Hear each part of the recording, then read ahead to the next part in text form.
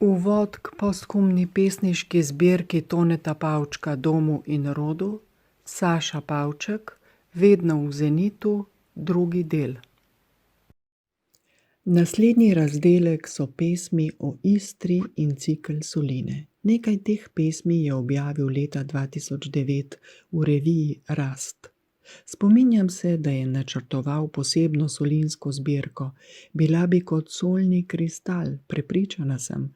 Oplemenitila bi lahko najmanj solinarski muzej, saj z enako občutljivostjo, kot solinarji negujejo petolo, tisto tanko in občutljivo plast modro-zelenih alg, ki služi za podlago kavidinu, bazenu, kjer se kristalizira sol, ko vanj spustijo morsko slanico in ta na vroči pripeki počasi izklapeva in se potem nenadoma zaleskeče sol, sol, sol. Pesnik ubeseduje ta od nekdaj nespremenjeni postopek pridobivanja soli in hkrati odslikava čudežni svet zastalega morja in časa. V solinskih pesmih je mnogo tišine. Tišine, ki je značilna za ta svet malo pod višino morja, kjer je tiho še tišje in globoko še globlje. Drobno še drobnejše. Čas se stopi v jeku borina. Vse povsod zrcaljenje, rože slanuše odsevajo v vonju besed, ptice odmevajo v vokalih pesmi, žarki zahoda barvajo pomene, ljudje z badili, lopatami polnimi soli, merijo dolgost in moč svojih življenj. Na gladini solnih polj se ogleduje lepa solinarka, skrivnostna kot Mona Lisa. Ta poetična in elegantna solinska zbirka bi bila lahko prav taka, kakršni so njeni prebivalci. Mnogovrstni solinski ptiči, nenehno vztrepetajoči izklesani lepotci.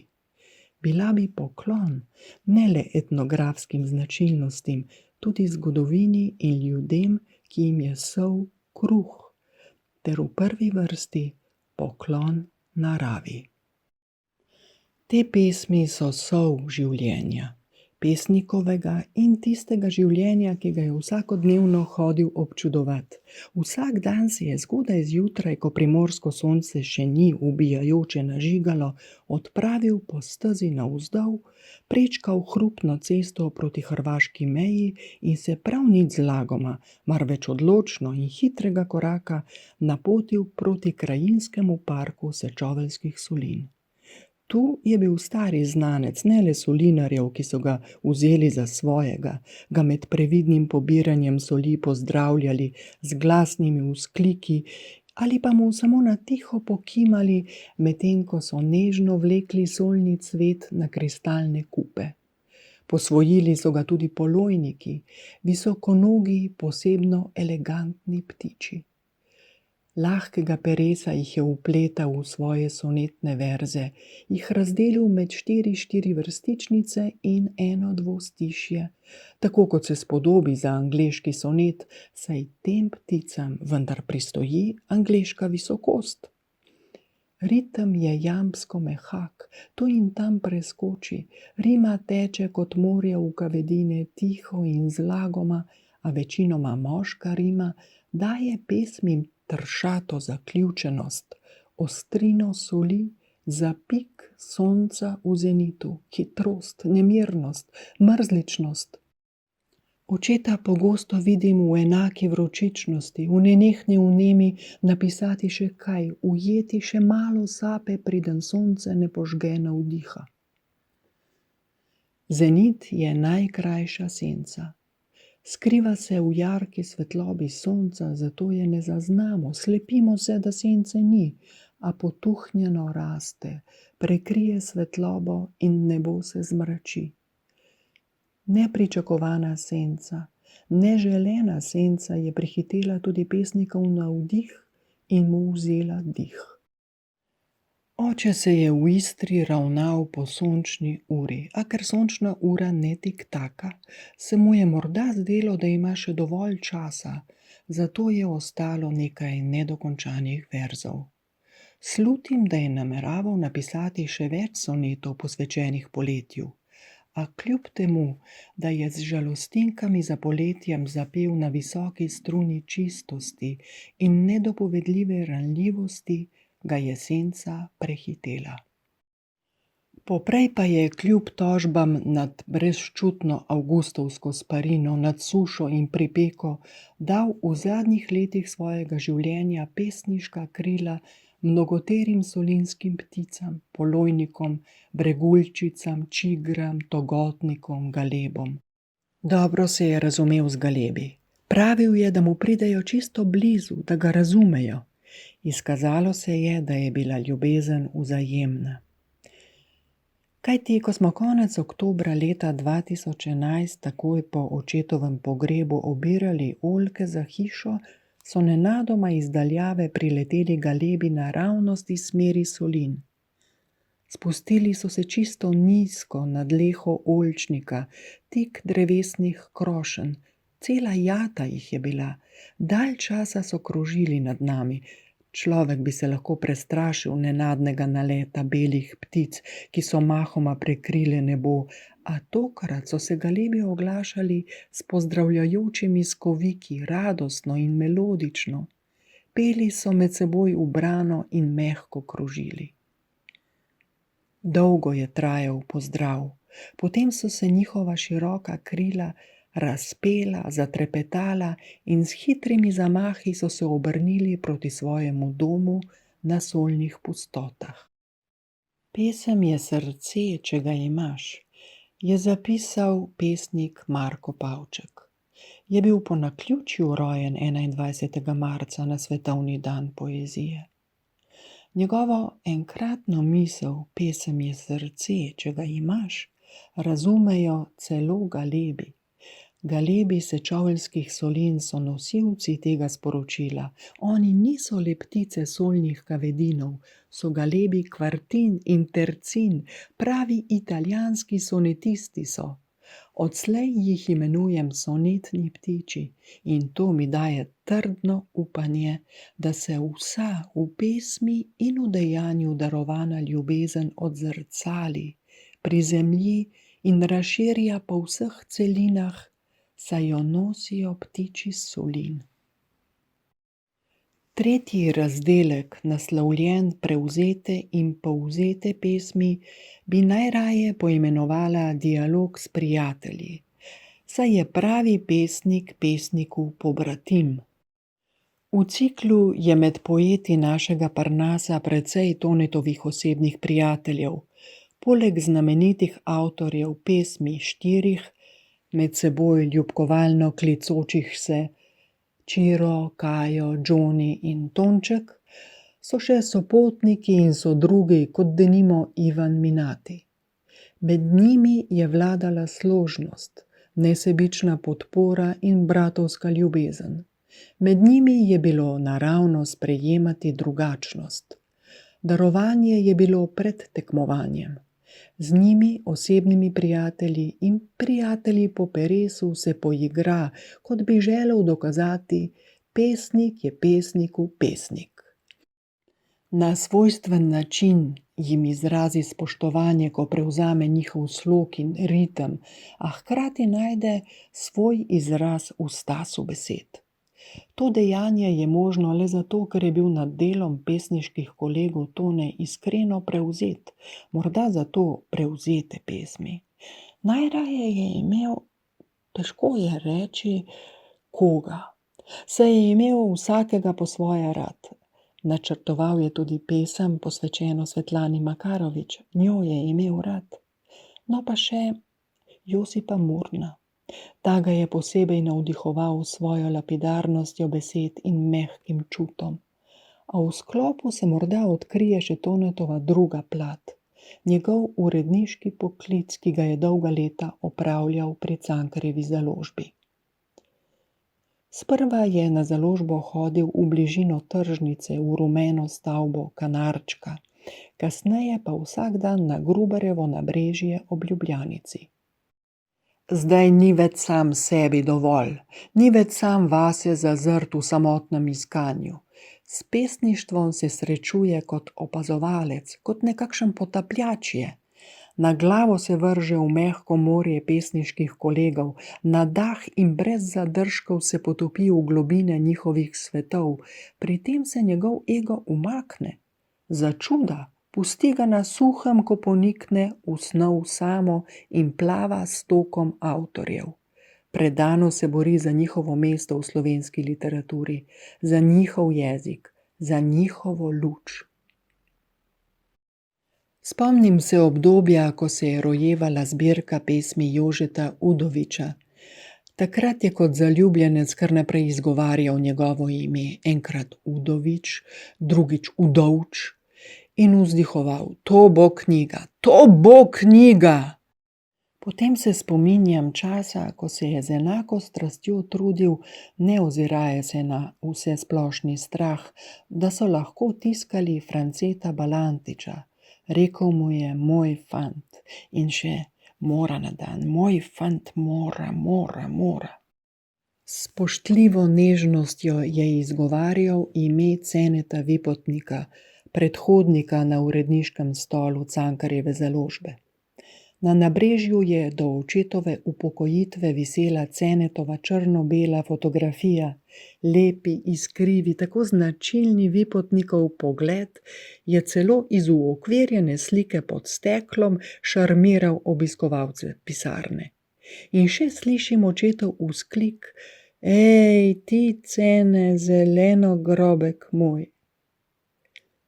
Žal si s Cenetom Vipotnikom nista delila le urednikovanja, marveč tudi isto usodo, izgubo otroka, očetovega kodrolaščka zlatega in Vipotnikovega ljubega deteta.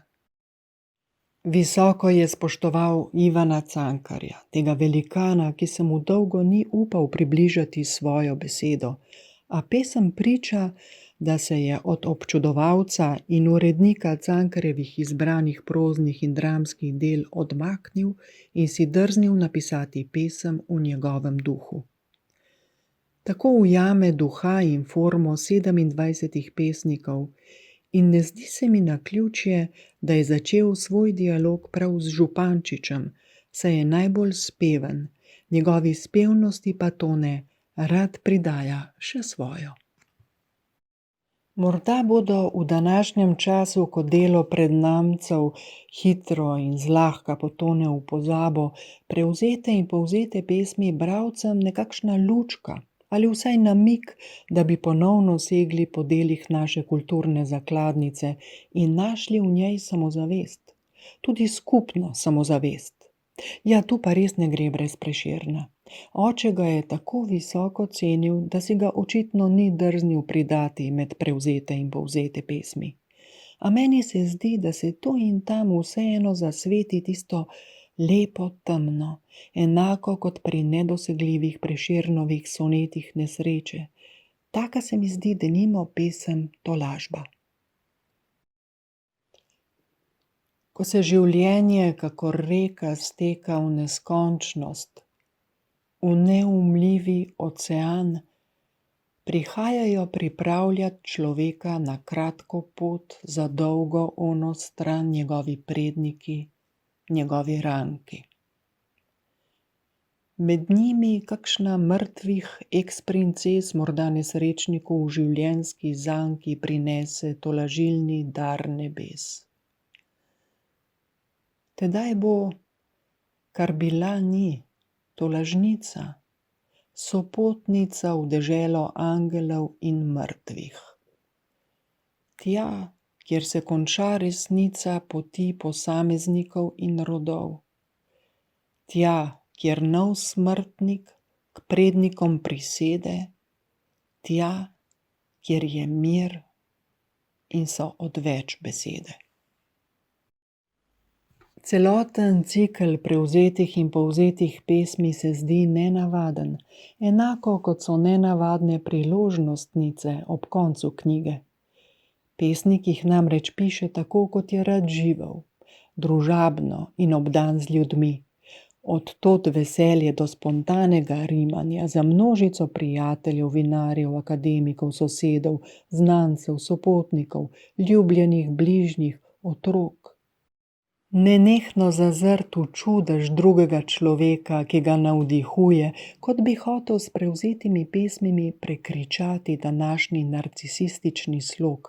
Prav hoče slišati drugega, hoče odgovoriti, hoče povzeti in nadaljevati misel drugače mislečega, drugače pišočega, obenem pa obelodaniti izvirnega avtorja in mu izkazati spoštovanje. Z enako spoštljivostjo in navdušenjem napiše tudi zahvalo ruskim pesnikom. Vemo, da imajo Rusi tisto nekaj več, oziroma tisto boleče globlje, kar jih dviguje nad in višje. Tudi Slovenci imamo tisto boleče notranje, zato morda znamo to usojenost ceniti. Vsaj pri ruskih literarnih umetnikih. Zahvalo zato zapisujem tudi vsem prevajalcem za izjemne prevode, ki smo jih bili kot narod deležni. Hvaležna sem tudi naključju, da sem se udeležila večera posvečenega ruskim pesnikom v klubu Krka leta 2010. Oče je rad nastopal. Rad je recitiral svoje in tuje pesmi, navadno vse na pamet, brez knjig in listov. Takrat pa je nenadoma potegnil iz žepa zmečkan papir, huronsko naznanil, da je pesem še sveža in zmagovito prebral zahvalo ruskim pesnikom, požel buren aplavz in list stlačil nazaj v žep. Po očetovi smrti sem ta zmečkani list zaman vročično iskala v sivi obleki. Vedno znova sem preverjala žepe in našla le odsev očetovega vonja, ki ga nobena čistilnica ni mogla izbrisati. Iz tkanine je še vedno nagosto izpuhtevala ognjevita energija, enako kot takrat med nastopom, pot prežet s hlepenjem po sprejetosti, pot, ki steče zaradi težnje po popolnosti, pot, ki si je navzel slovanskega čustvovanja in se je nato z enako nonšalanco kot nastopajoči razbohotil.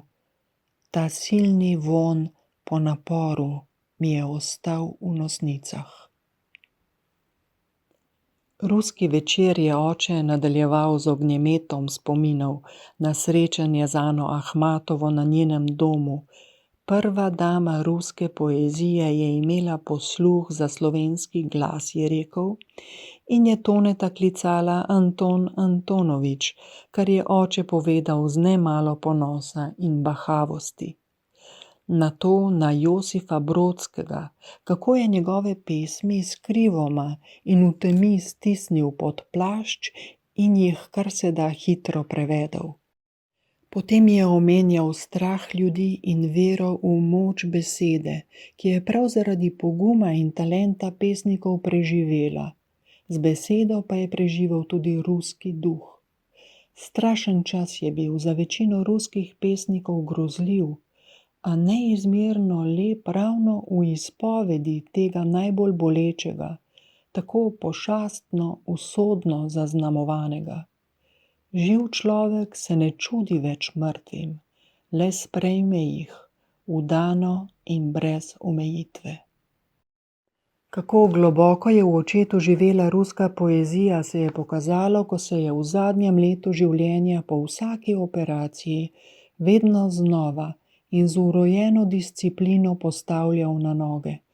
Mučil se je s premikanjem nog ob hojici, a brž ko je začel na glas recitirati ruske verze, je njegov korak zadobil čvrstost, hoja pravi ritem in zdelo se je, da bo vsak čas osvobojeno poskočil, stekel, zaplesal, poletel, zdravstvuj, zdravstvuj! Poleg železne discipline je imel oče svojevrsten red, deloholičnega, natančnega, a obenem nekoliko neredoljubnega človeka. Saj nisem arhivar, je rad zmahnil z roko, ko je vrgel stran kakšen članek, zapis. Kaj bi tisto, kaj mene to briga? Morda sem zato zaman iskala zmečkani list z zahvalo ruskim pesnikom, zaman sem brskala po računalniku za pesmimi, ki jih je vnemi, da bi ohranil napisano, nesrečnik nevedoč vse izbrisal. Vedno znova me muči, ker ne najdem nekoč omenjenega pisma, ki ga je prejel od Josifa Brodskega. Kdo ve, kam ga je pospravil? Kdo ve, kje je obtičal še kakšen zmečkan list? A po čudežu so se pesmi vendarle našle. Nekatere v beležkah, druge v posebnih računalniških mapah v predalu pisalne mize. Brez dvoma jih bom še odkrivala, naj mi bo oproščeno, kajti gotovo sem marsikatero nehote prezrla, izgubila, pozabila. Vedno znova pa me preseneti kakšna na novo odkrita in se ne morem načuditi, da se je pesem Planika iz leta 1953 znašla prav zdaj med pozabljenimi in nenaslovljenimi pesmimi. Ta pesem je namreč že bila objavljena, toda od kod je prišla sem po toliko letih? Pravo posušeno Planiko sem namreč kot otrok prvič videla med platnicami Kosovelovega Zlatega čolna.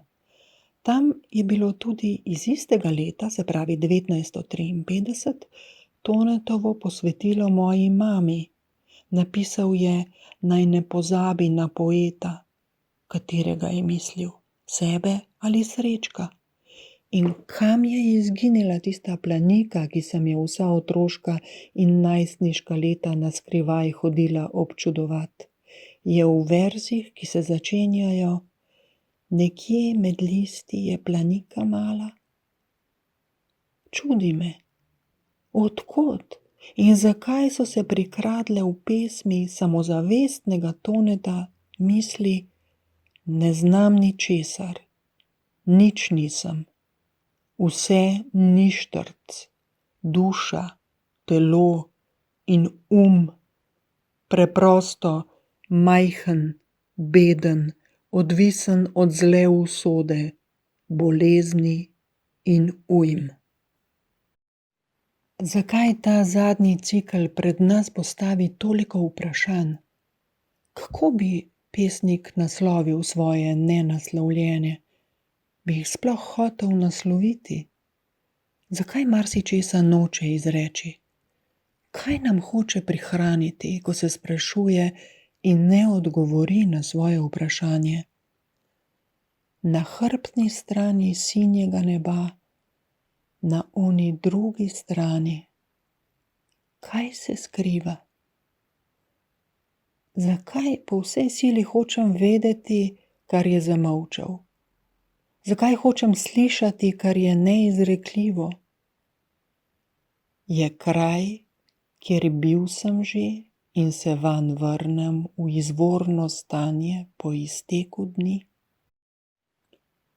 To vprašanje si je zastavil. Molčim. Ne vem. Ničesar ne vem. Nimam pravice, ne morem, ne zmorem, ne smem drezati v nedotakljivo. Nočem se vtikati med intimo človeka in njegovo prostranstvo, ki mu zdaj ni več tuje. Nekoč bomo morda tudi mi vedeli, a bomo molčali. In drugi bojo vprašujoče zrli v nas in čakali na tisto besedo, ki je in bo vedno neslišna, nevidna, neotipljiva. Naš objem je preozek za pesnikovo širjavo, saj vendar ne moremo hkrati zaobjeti tuzemstva in onostranstva. Nismo še prispeli in prav je, da še vedno iščemo. Konec je treba končati, vsako delo je treba zaključiti, sem se naučila iz očetovih naukov. To misel je rad in avtoritativno ponavljal. Ampak pesnik pričujoče knjige svojega konca ni želel sprejeti, ne telesnega, ne duhovnega. V sebi je imel še toliko pesmi, da je v njem kar naprej vrelo. Bil je dionizični bard, v katerem pesniški ogenj ni in ni pojenjal, tudi že v povsem ugašajočem telesu. Eros, pesniški in življenjski, ga je gnal z neustavljivo močjo, kljub dotiku in spoznanju preko zemeljskega, je hotel še malo postati med nami, še bi se rad zaljubil, še bi pel. Zato hud nase, ker ga roka ne uboga, piše, šarmira, osvaja, zapeljuje z besedo na ključne, znane, neznane ljudi. S širino svojega srca piše. Najdem ga ležečega med cevkami, piše. Popiše vse liste, papirčke, notese, prtičke, recepte, piše s pulznim oksimometrom na prstu. Ta potrkava gor dol, daje mu ritem in on piše. Večinoma nečitljivo. Najdem ga sredi noči, muči se, da bi pobral padlo pero in piše. Žalosten reče, da mu rime ne stečejo več, da ne zna več pisati jamba. Pesmi predsmrtnice so zato razvezane, brez strogega ritma, brez rim, so molitve in zarotitve, vrejo, kot bi sama kri brlizgala na papir. Če se je moj brat Marko izpraskal v pesem in postal smrtjo najbolj popoln, kot pravi, in ga je bilo z vsako pesmijo manj, je mojega očeta Toneta z vsako pesmijo več in se lahko potolaži le tako, da postane nesmrten. Naposled se je vrnil domov na svojo dolenjsko Itako. In tistega dne torej na slovenski kulturni praznik je snežilo. Vaščani so odprli Pavčkov dom, v njem so zbrane vse njegove knjige, tam so fotografije očeta Antona in mame Ane, žene Marije in njej posvetilo. Je sestra Marica mlada in lepa, je mladi Tone na konju, je Tonček z očali. In se vrneš domov, v hram domovanja ljubezni, čez prednikov prag. Sneg je belo naletaval. Rada bi vedela, je tam, kjer je zdaj, srečal ljube, ki so ga v pesmih zvesto čakali. Jih je po letih čakanja končno objel? Je Marko enak? In dvojček Jožek, mu je moral Tone vrniti svoje zemsko ime? Nič.